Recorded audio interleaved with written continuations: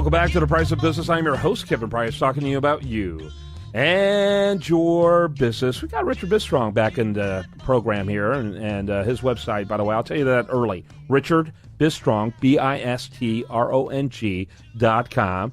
And had a fascinating conversation with him the last time he was on the program. Wanted to continue with that today. And he's a professional speaker, very familiar with the anti-bribery culture out there, law by profession.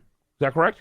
Business background by profession, vice president of international sales for a large defense contractor. Right, and so you talk a lot, though, about the law, and you do that, though, from the perspective, or some about the law, from the perspective of, the aspects of how business owners should look at it.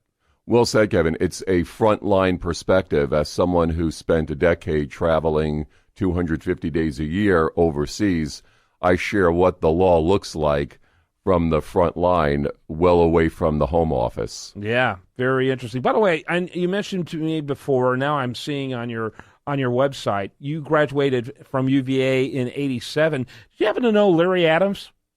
That name sounds familiar. Was he in the government school? Yeah, he got not only in the government school, but it was in international relations. He got his PhD about the same time. I do remember that name. We might have been colleagues together at that time. Very good possibility. Small world. Brilliant man, Larry Adams, very good friend of mine, by the way.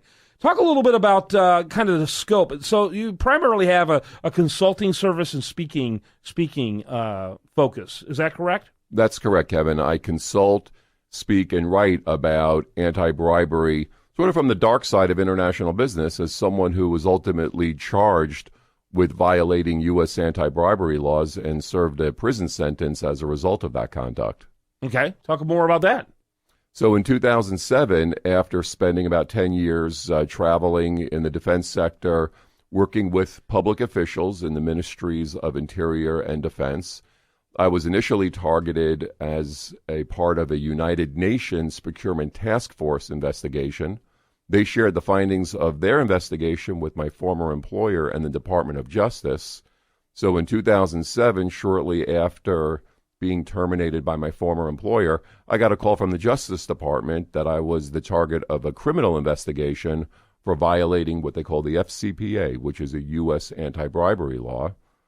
And that initial call led to 5 years of cooperation with the Department of Justice, the FBI, and the City of London Police as a part of potentially mitigating my own conduct as part of a plea bargain.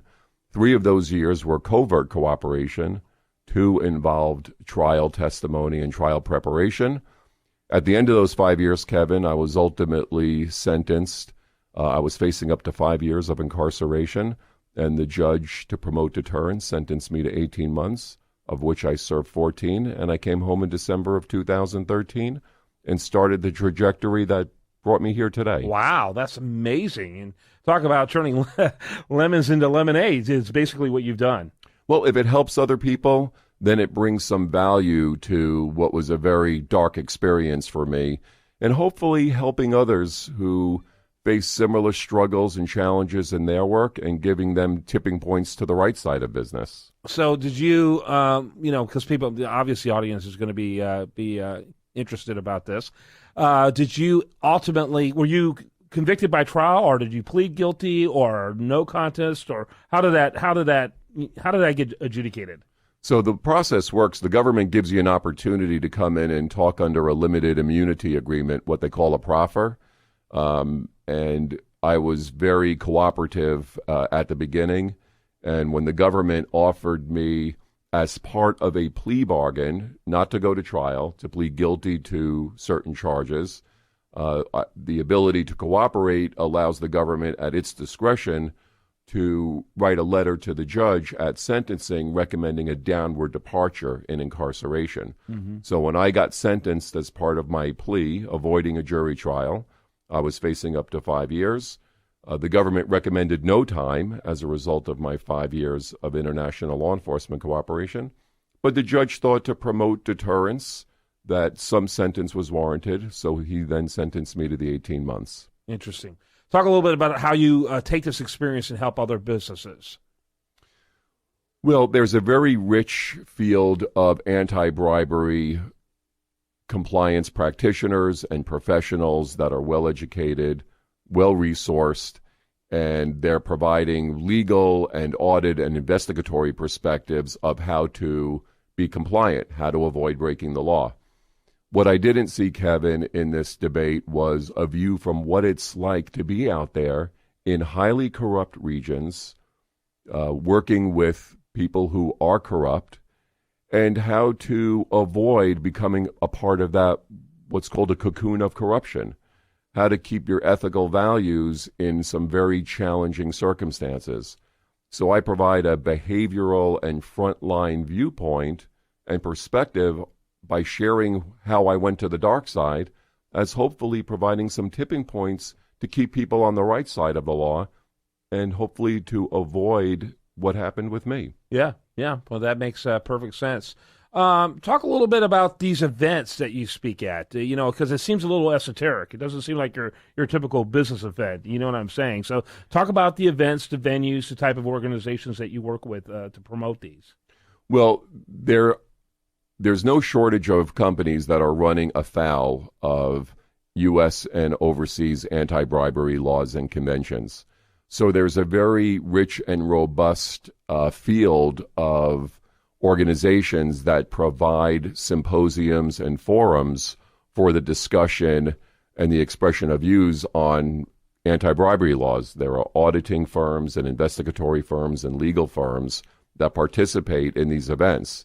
There was one right here in Houston yesterday which focused on corruption issues in the oil and gas industry, something that's very pertinent to Houston.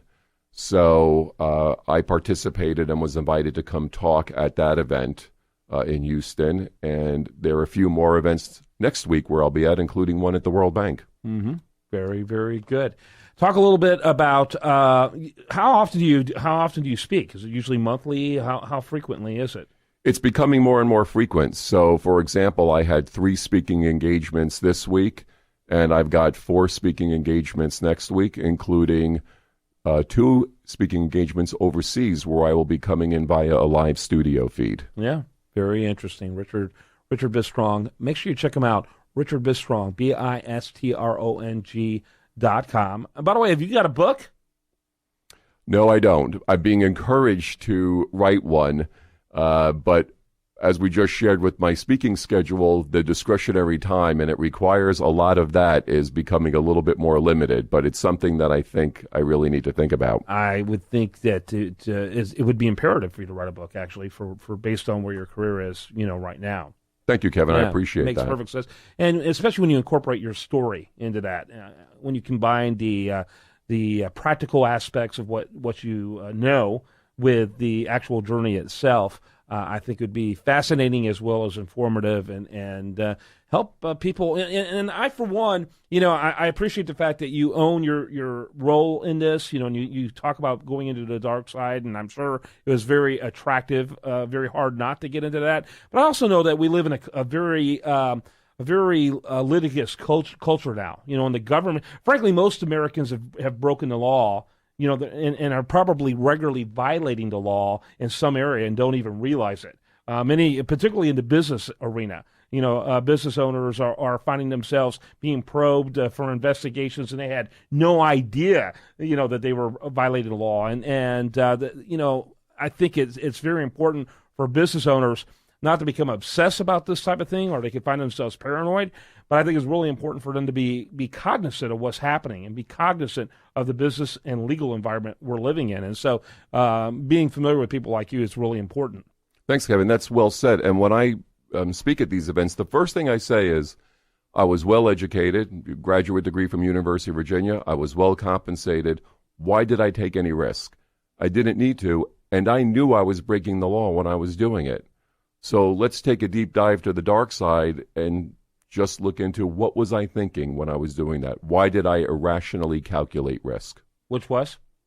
Number of different reasons. I didn't think anybody was getting hurt.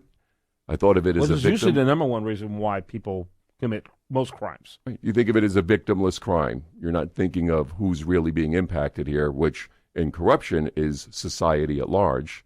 Right. and operating in places about as far from the home office as you can imagine, Kevin, I never thought I was going to get caught. Mm-hmm. So those are two of the big dynamics that were in what I call my perfect storm of rationalizing bribery. Yeah, that's interesting. Well, it's a good story. It's a continuing one as well.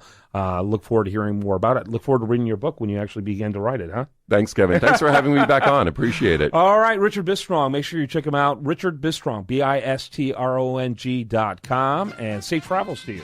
Thank you very much. Appreciate it. When we come back tomorrow, we're going to have, actually on Monday, we're going to have much more for you. Do want to remind you, best content here. Show us up over there at usdatareview.com. Have a great day. Spend it wisely on this station.